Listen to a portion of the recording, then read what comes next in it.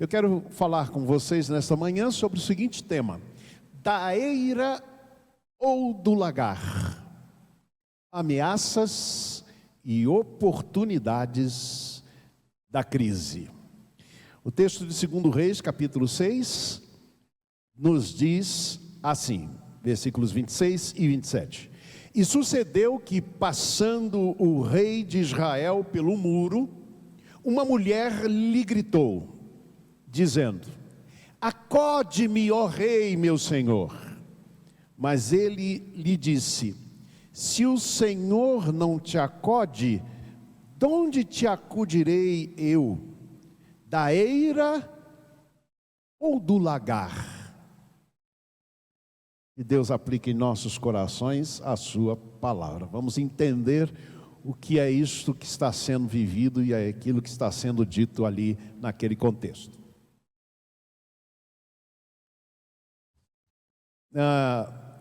No período mais alto aí da pandemia, no ano passado, eu me reuni com alguns amigos, nos reunimos virtualmente, não é? E o nosso propósito era perguntar o seguinte: qual é o ganho desta pandemia? O que é que a gente pode tirar de bom? Será que pode ser tirado alguma coisa boa daquilo que estamos vivenciando, não é?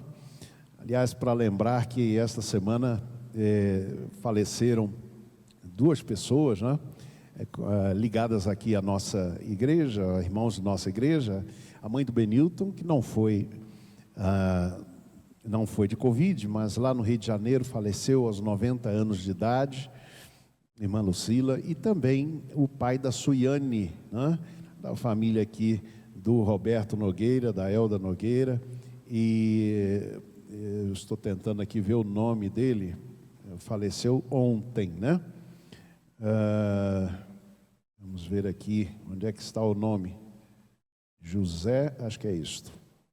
Paulo Sérgio, irmão Paulo Sérgio, né? Faleceu este sim de Covid, e um grande desafio certamente para o nosso tempo, né? Muito bem, é possível então ter algum proveito, algum ganho nesta experiência dolorosa que estamos vivendo?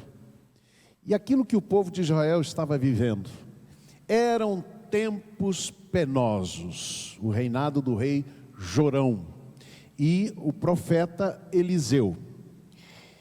Estes tempos, a capital do reino do norte, chamada Samaria, ela foi cercada pelos exércitos sírios, e cercada por este exército que provocou, portanto, ninguém podia entrar, ninguém podia sair, então provocou, obviamente, muita crise e escassez, fora as mortes com a própria guerra, porque eles já enfrentaram, etc., né, aquele exército inimigo.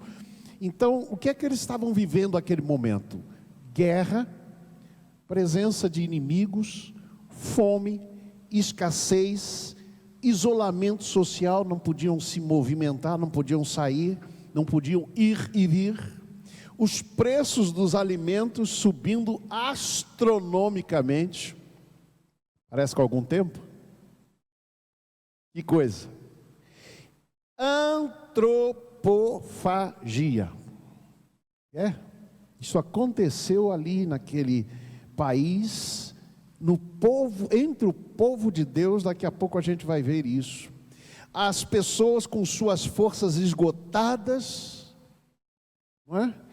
E debilitadas, e mais do que isso, a descrença perpetuando-se entre as pessoas, tomando conta das pessoas, inclusive do rei Jorão.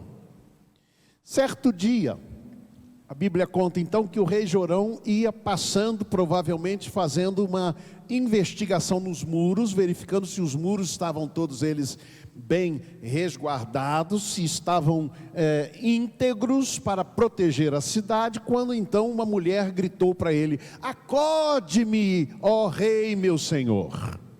E a resposta que ele deu, vocês viram aqui, ele disse: se o Senhor não te acode, de onde te acudirei eu? Da eira ou do lagar? O que isso quer dizer para nós? A eira era o lugar de debulha do trigo. Era um terreno, um chão, onde se batiam ali as espigas para extrair os grãos. Em sentido figurado, este bater, não é? Simbolizava também o desfazer-se, desatar-se em lágrimas. E o lagar? O lagar era a prensa de pedra para extrair o vinho da uva. Não sei se vocês usam lagar. Espremer ali a uva, né? Ou também usado para o azeite, para se colocar azeitona, e ali então de pedra passava-se aquilo em cima do lagar. Então o lagar, ao mesmo tempo que produzia o bom vinho, ao mesmo tempo que produzia o bom azeite, azeite inclusive usado no santuário, ele também simbolizava toda a dor e sofrimento, tanto a eira como o lagar. Então a gente pode dizer que havia um sentido aqui duplo, não é? Ao mesmo tempo que podia trazer o alimento, ao mesmo tempo trazia o sofrimento. Vocês vão se lembrar que a expressão Getsemane, não é? Ou seja, o jardim lá em Jerusalém, onde Jesus fez o seu momento de oração, quando ele estava prestes a ser preso e levado à cruz. Em hebraico, Gatsamani significa prensa do azeite. Lá em Cafarnaum, cidade chamada Cidade de Jesus, né? Ali apenas ruínas em Jerusalém, pode-se ver, aliás, não em Jerusalém, mas ao norte de Israel, pode-se ver ali um lagar de pedra, algo assim deste tamanho, tem ali um sulco por onde se colocam azeitonas, e uma outra pedra vem passando por cima. Vocês podem imaginar que aquilo esmaga a azeitona. Daí a ideia do sofrimento também. Ao mesmo tempo que ele produz o azeite, ele também produz o sofrimento. Por isso é que esta expressão do rei me fez pensar nesse sentido duplo, nas ameaças e das oportunidades, daquilo que a gente pode aprender de um sofrimento, de uma luta que passamos, e dos benefícios que podemos então receber. Porque a eira ou o lagar simbolizavam tanto o pão e o vinho, quanto a dor e a crise. O que nós podemos aprender com esse texto? Eu tiro 4 lições aqui que eu quero partilhar com vocês. A primeira lição é esta: aquele a quem ajudamos hoje pode se tornar aquele que nos ameaça amanhã. O capítulo 6, versículos 18 a 23 diz que o rei da Síria fazia guerra a Israel, e ele enviou cavalos, um grande exército para Dotã, onde estava o profeta Eliseu.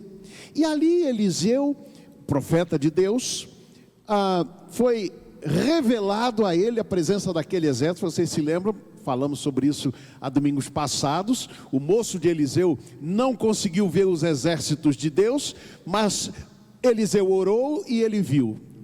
Interessante, a oração de Eliseu para o seu moço foi: Senhor, peço-te que lhe abras os olhos para que veja. E assim aconteceu.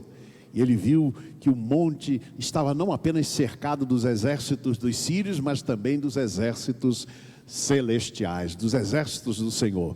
Em seguida, a oração de Eliseu foi: Senhor, peço-te que cegues os olhos dos sírios. E assim foi. Sabe o que Eliseu fez? Ele guiou os sírios, o exército sírio, até o centro da capital de Samaria, cercado de exércitos de Israel. E em seguida ele disse: Senhor, agora peço-te que abra os olhos. Quando os sírios abriram os olhos, eles estavam cercados. Este grande exército estava cercado no centro da capital de Israel. O rei Jorão, quando vê isso, grita: matá-los-ei, ó rei. Ele quer matar o exército sírio. E Eliseu diz: não, apenas sirva pão e água para eles. E eles então vão de volta para o seu senhor. Aí sabe o que o Jorão faz? Oferece um banquete para estes homens. Poupa-lhes a vida, é verdade, mas lhes oferece um banquete. Aí a Bíblia vai dizer assim, capítulo 6, versículo 24. Sucedeu depois disto que Beni-Hadad, rei da Síria, ajuntando todo o seu exército, subiu e cercou Samaria. Foi assim que os sírios pagaram o banquete que eles receberam do rei de Israel, Jorão. Ora, é interessante, eu quero destacar para vocês um detalhe daquilo que o texto diz. Olha, diz assim: houve grande fome em Samaria, porque mantiveram cerco até que se vendeu uma cabeça de jumento por 80 siclos de prata, e uma caneca de esterco de pomba por 5 siclos de prata. Eu fiquei aqui assustado. Eu falei: mas cabeça de jumento para comer? Aí eu fui pesquisar. Eu não sabia que se come carne de cavalo. Não é o bife a cavalo que a gente gosta. É o bife de cavalo mesmo, da carne de cavalo. Mas aqui se fala da cabeça. Lá em casa, eu quando como peixe, eu nunca como a cabeça. Eu nunca gostei de comer a cabeça, não? Por quê? Porque tem pouca carne, né? Ali, né? Fica aquela coisa. Débora ama comer a cabeça do peixe, não sei porquê, né? O que ele quer dizer com a cabeça de jumento? Era que era uma coisa que tinha pouca carne, né? Era até cerimonialmente impuro, era algo que não era bom ao paladar, provavelmente, mas o que ele diz e chama atenção é que custava 80 ciclos de prata. Vocês sabem quanto é isso? Um ciclo era 12 gramas de prata, então dá quase 1 quilo de prata. Eu fui olhar, quanto é que custa 1 quilo de prata hoje? Vamos ver se tem gente aqui que conhece essa área. R$4.000, mais de R$4.000. Eles estavam pagando por uma cabeça de jumento, o que corresponderia hoje a R$4.000. Isso é para mostrar a escassez. O esterco aqui de pombos, não é? Há alguma dúvida nos comentaristas, alguns acham que se trata, na verdade, de um grão bruto, não é? E que era chamado de esterco de pombo, não é? Mas eu não posso, eu posso até pensar que é possível que se fale isso. Estão comendo até, não tem mais o que comer, estão comendo até esterco. Talvez o Eduardo pudesse aí dar algumas aulas para a gente nessa área, né, Eduardo? Porque lá na fazenda pode ter algumas coisas assim que tem esse grão, né? Esse grão que chama assim. Mas que coisa interessante, o que eles estavam vivendo era uma escassez que seguiu até após grande fartura. Vocês se lembram o que Jorão fez com o exército dos sírios, que era um grande exército? Ele serviu um banquete. Agora, escassez. Isso me fez pensar muito também, que às vezes a escassez segue um período de grande fartura. E a gente precisa, em primeiro lugar, estar muito gratos ao Senhor quando nós temos fartura de pão. E quando a gente olha que talvez existam pessoas ao nosso redor que estão comendo esterco de pombo, nosso coração precisa ser grato ao Senhor quando Deus nos dá a fartura de pão. Agora, olhe isso. Às vezes nós vamos passar essas situações, e eu tenho quase certeza que todos nós que aqui estamos, ou que participamos desse culto, já tivemos uma experiência assim, que logo depois de um período de bonança, de bênçãos, veio um período de dificuldades, de lutas. Então a gente tem que estar sempre preparado para esses momentos. Mas um outro aspecto que me chama a atenção aqui nesse ponto é isso. É que o rei Jorão não ouviu a orientação do profeta, do homem de Deus, de Eliseu, e ao invés de dar o pão, a água e despedir aqueles soldados, ele que antes queria matá-los, ele simplesmente oferece um banquete. Isso me faz pensar uma experiência que eu já vivi algumas vezes na minha vida, que é esta: é que você ajudar alguém e essa pessoa lá na frente trai você. E essa pessoa lá à frente faz o mal contra você. O que fazer em situações como essa? Será que deveria o rei ter matado e Eliseu deveria ter deixado que ele matasse o exército sírio?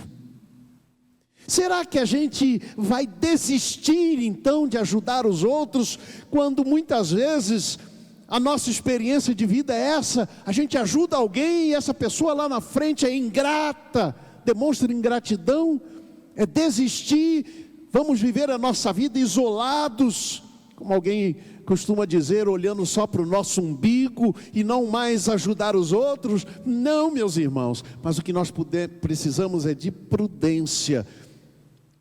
Nós devemos entender que nós não podemos fazer melhor do que Deus. Passou isso na cabeça de Jorão.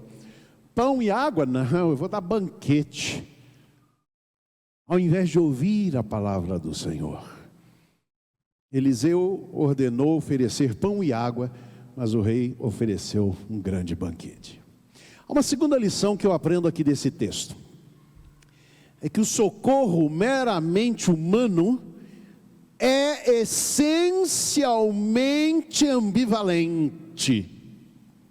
O socorro meramente humano é essencialmente ambivalente. Quando essa mulher grita: acode-me, ó rei, ele diz: se o Senhor não te acudiu, quem sou eu? De onde vou eu te acudir? Da eira ou do lagar? É aquilo que ressaltamos aqui no início. Eira e lagar, ao mesmo tempo em que representam de fato aquilo que pode ser produzido como alimento para aquela escassez, para suprir aquela escassez, representa também sofrimento, lutas, dor. Essa mulher, no grito dela, ela disse: acode-me, ó rei, meu senhor. Há uma expressão hebraica que ela usa, yachá, que significa socorrer, salvar. Sabe o que eu aprendo aqui?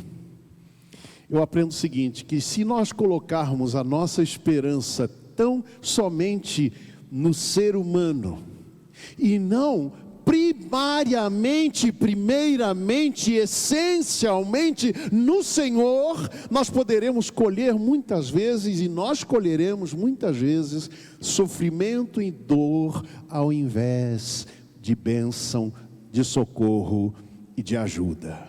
Coloquemos, portanto, toda a nossa esperança no Senhor, ou coloquemos a nossa esperança, sobretudo, no Senhor. Terceiro lugar, esse texto me ensina que a gente precisa identificar corretamente a origem do mal, porque é ela que define a estratégia que devemos usar. A identificação correta da origem do mal define a estratégia. De onde vinha o mal? De onde vinha este mal que estavam eles experimentando e vivendo? A gente sabe pelo texto que o mal vinha do cerco dos sírios, da ingratidão dos sírios, que tinham sido poupados, mas que agora se levantavam contra aquela nação que os acolhera, que os salvara. O mal vinha deles, porque foram tratados, eu diria, com exagerada benevolência. O rei Jorão achou que ele sabia mais do que Deus. Às vezes esse é o nosso erro, a gente acha que sabemos mais do que Deus. E o que acontece foi isso. Olha só, o rei Jorão chega a duas conclusões. A primeira delas, ele chega à conclusão que o culpado era o profeta Eliseu. Que interessante isso. O que Eliseu tem a ver com aquela situação? Vocês se lembram que eu disse? Eliseu disse: dá pão e água para esse exército e os despede. O rei deu banquete, preparou aquela situação que ele vivenciou, mas ele coloca a culpa em Eliseu. Aqui nós chegamos num momento horrível desse texto, da história. É que quando essa mulher clama ao rei e ele diz: eu não tenho como te socorrer, se Deus não te acode, ela diz, ele vai a ela e pergunta: o que é que eu posso fazer por você? E ela conta uma história de antropofagia. Se existisse ou se existe essa palavra, infantofagia. A situação era tão grave, tão horrorosa, que houve ali antropofagia com os filhos, ou com o filho daquela mulher. Que coisa triste, que horror que chegou. Quando o rei ouviu essa situação, ele rasgou as suas vestes, e a primeira coisa que ele disse, está aí no versículo 30 e 31, diz assim o texto: ouvindo o rei as palavras desta mulher, rasgou as suas vestes, e então disse: assim me faça Deus e outro tanto, se a cabeça de Eliseu lhe ficar hoje sobre os ombros. De quem é a culpa? É do profeta. Mas de quem era a culpa mesmo? Será que era de Eliseu? Depois o rei faz uma outra coisa. Ele diz no capítulo 6, versículo 33 o seguinte: eis que este mal vem do Senhor. Por que, pois, esperaria eu mais pelo Senhor? Primeiro culpou Eliseu, depois culpou a Deus. Este mal vem do Senhor, esquecendo-se que ele preparou essa situação ao servir banquete contra aqueles inimigos de Israel. Que coisa, irmãos. É verdade que muitas vezes nós queremos culpar os outros pelos problemas que sofremos, não é? Aqui como pastor eu vou dizer que às vezes acontece isso muito com os pastores, né? O pessoal acha que a culpa é do pastor por tudo, como o profeta Eliseu aqui foi culpado, né? Talvez alguns digam: ô pastor, eu pedi para o senhor orar, o senhor não orou, deu tudo errado. Não é verdade? A gente sempre procura, ou muitas vezes a gente procura os culpados pelos nossos problemas, sem reconhecer que muitas vezes o erro foi nosso. Ou então buscamos culpar a Deus. Eu estou sofrendo porque é a vontade de Deus. Mas sabe, irmãos, quando passamos por lutas, por problemas, por dificuldades, o que a gente precisa é examinar o coração, para ver onde é que nós erramos, que pode ter nos levado a este caminho. O que fizemos que nos conduziu a este erro? Olha o que diz Provérbios 19:3: a perversidade do ser humano corrompe a sua vida, mas é contra o Senhor que o seu coração se ira.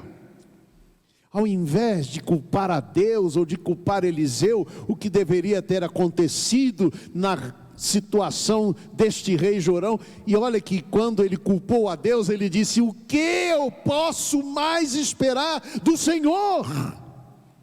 Se o mal vem dele, o que eu mais posso fazer? E esse é o problema, é que quando buscamos culpar a Deus ou os outros, nós costumamos dizer isso: o que mais eu posso fazer? Não posso fazer nada, culpado não sou eu. Mas quando nós reconhecemos a nossa falha, o nosso erro, está lá em Tiago, quando fala da doença, ele diz: confessai as vossas culpas uns aos outros para serdes curados. A confissão e o reconhecimento da nossa culpa pode nos levar à solução do problema. Quarto e último lugar, ao invés de construir narrativas contrárias à promessa, nós precisamos seguir os rastros da graça. Vou repetir esta expressão. Ao invés de construir narrativas contrárias à promessa, precisamos seguir os rastros da graça. O profeta Eliseu, capítulo 7, versículo 1, ele promete que aquela situação que eles estavam vivendo, não é? Lembram? 84 mil reais por uma cabeça de jumento, não é? 230 reais por um litro lá daquilo lá, né? Daquelas coisas. Então Eliseu diz a palavra do Senhor, capítulo 7, versículo 1. Ouvi a palavra do Senhor, assim diz o Senhor: amanhã, por estas horas, haverá uma medida de farinha por um ciclo e 2 medidas de cevada por um ciclo à porta de Samaria. Sabe o que medida de farinha é essa? 7 litros de farinha. Eu não sei quanto é que custa aí, 7 litros de farinha. Mas sabe quanto que dava aqui? Um ciclo, ou aliás, por 2 ciclos, né? Por um ciclo e 2 medidas, por um ciclo, à porta de Samaria. 7 litros de farinha por 4 reais. Sabe qual é a promessa? A escassez vai ser transformada em abundância. Se existe essa situação penosa e calamitosa, Deus vai transformar em uma situação de bênção. Aí Deus faz o milagre, que hoje à noite nós vamos ver como é que Deus fez o milagre do exército sírio, sem que o exército de Israel levantasse uma espada sequer. Deus mandou o exército sírio embora. Não morreu ninguém, não houve derramamento de sangue. Hoje à noite nós vamos ver o que é isso. Mas sabe quem descobriu essa história? 4 leprosos que estavam à porta. O leproso era considerado imundo, era considerado alguém que não podia ir à igreja, não podia entrar no templo. Era alguém que era considerado amaldiçoado por Deus. Era alguém que era rechaçado pelas pessoas. Aí estes leprosos vão até o acampamento dos sírios. Quando eles chegam lá, não tem ninguém. Eles dizem uma das coisas mais lindas da Escritura. Eles começam a pegar as coisas. Eles dizem: não tem ninguém aqui, vamos pegar para nós. E tomam ouro, e tomam prata, e tomam comida à vontade. Mas lá pelas tantas, um diz assim: não é bom o que fazemos. Hoje é dia de boas novas e nós nos calamos. Se esperarmos até amanhã de manhã, poderá nos vir ou acontecer algo de pior. Vamos e anunciemos. Eles foram e anunciaram. Quando chegou aos ouvidos do rei que 4 leprosos tinham visto a situação, sabe o que o rei fez? Ele inventou uma história. Sabe por quê que ele fez isso? Porque ele não cria. A promessa tinha sido dada, mas ele não cria. Ele disse: não é possível. Aí ele diz assim, está aqui no capítulo 7, versículo 12. O rei se levantou de noite e disse aos seus servos: eu vos direi o que é que os sírios nos fizeram. Bem sabem eles que estamos esfaimados, pelo que saíram do arraial para se esconderem no campo, dizendo: quando saírem da cidade, então os tomaremos vivos e entraremos na cidade. Meus amados irmãos, é isso que faz a incredulidade, a descrença, transforma a promessa em armadilha do mal. É isso. Quando não estamos nas mãos de Deus, nós não conseguimos acreditar. E começamos até a questionar: veio por quem essa notícia? 4 leprosos. É verdade. Mas o rei tinha ouvido a palavra da promessa e não quis crer. Ele está pronto a não crer até que um servo dele diz: rei, manda ver, manda alguém lá olhar. Aí a Bíblia diz que o rei atende esse pedido, manda mensageiros, 2 cavalos com mensageiros. E a Bíblia diz assim, que quando eles iam pelo caminho, eles iam encontrando pelo caminho o chão cheio de roupas, objetos que os sírios, na sua precipitação, tinham largado para trás. Sabe como é que eu chamo esses restos que eles foram encontrando pelo chão? Rastros da graça. É isso que a gente precisa ter, os olhos atentos para aquilo que Deus vai nos mostrando no caminho, irmãos. Às vezes nós estamos numa situação tão difícil, mas Deus vai mostrando aqueles rastros de que Ele está agindo, de que no tempo certo vai vir a bênção. E é isso que deve nos abençoar e nos tirar da crise. Alguma coisa foi aprendida, ou muitas coisas puderam ser aprendidas aí. Deus livrou o seu povo, mas eles passaram por esta situação calamitosa. Mas se quisessem, poderiam ter aprendido essas lições, e muitos certamente aprenderam. Há um filme que eu tenho assistido repetidamente, chama O Protetor 2. Protetor 2. É um filme de um ex-agente da CIA que se torna, digamos, um justiceiro, né?